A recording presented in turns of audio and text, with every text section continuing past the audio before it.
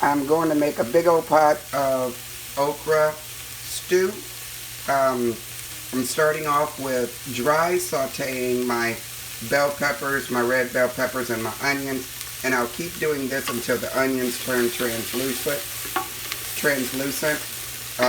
You hear it going. I have no water in here at all, and then as soon as it's time, I will pour about a cup of water in here. So I'm going to put this down, let it stir around, and finish dry sautéing my veggies. Alright, it's about time to add the water, especially when you see that crust forming at the bottom.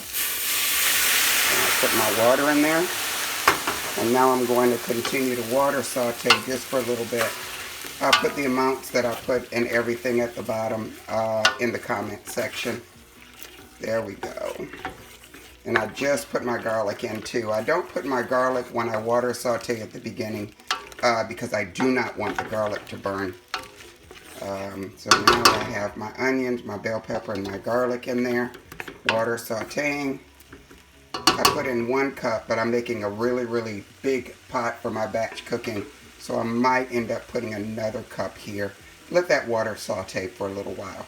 This is what it's supposed to look like when it's water sauteing now. I have added no seasonings yet, none whatsoever.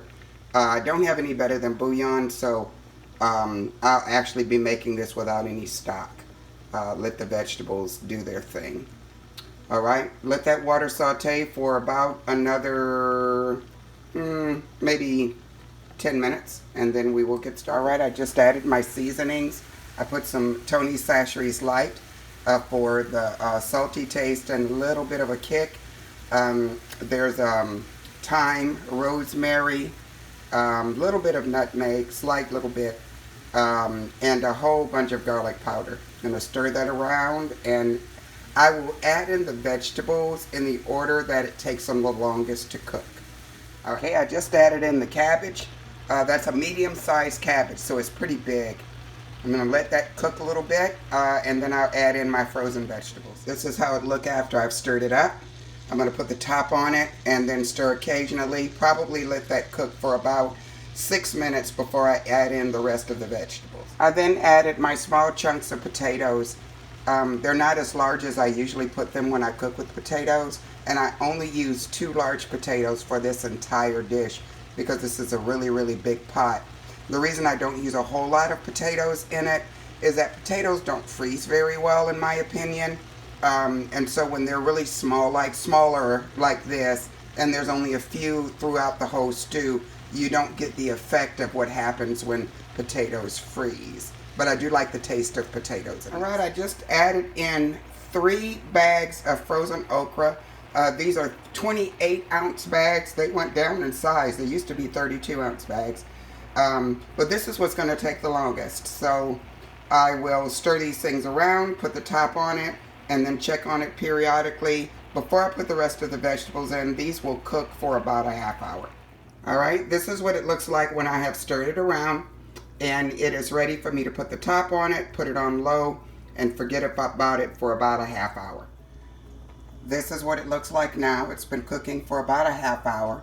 I just added 3 more cups of water. Keep in mind, if I were to have had stock, vegetable stock, I would have used that instead of water. And that's actually what I'm going to put in the recipe down at the bottom in the comments.